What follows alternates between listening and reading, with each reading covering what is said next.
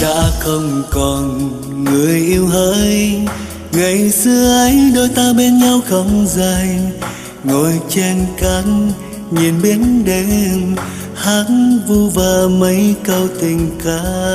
Trái tim buồn vì thương nhớ, vì đau xót sao đôi ta mau chia lìa.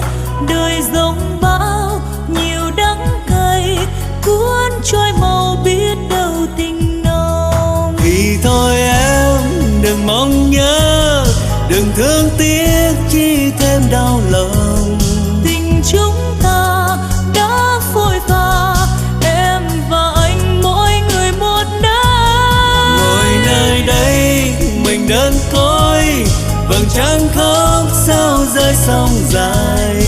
Tiếc cho tôi, Tiếc cho người và cho bao yêu thương đã trao.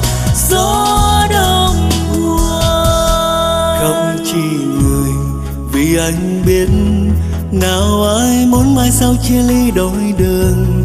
Tình yêu đến chợt bỏ đi, mấy ai vui với nhau muôn đời. chẳng khi nào tìm duyên mới thì anh sẽ mau quên đi bao ân tình.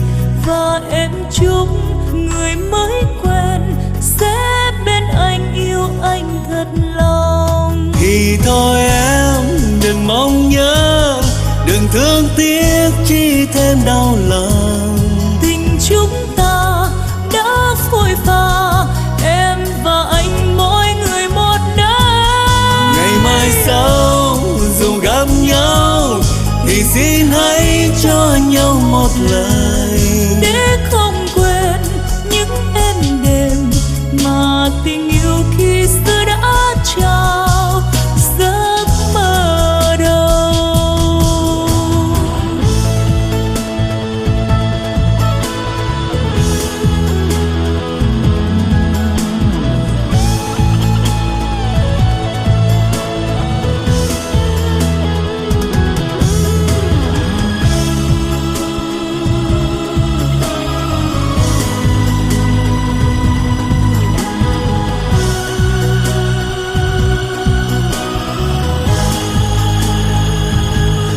đã không còn người yêu hỡi.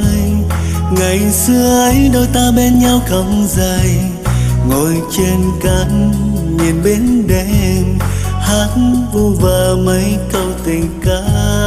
Trái tim buồn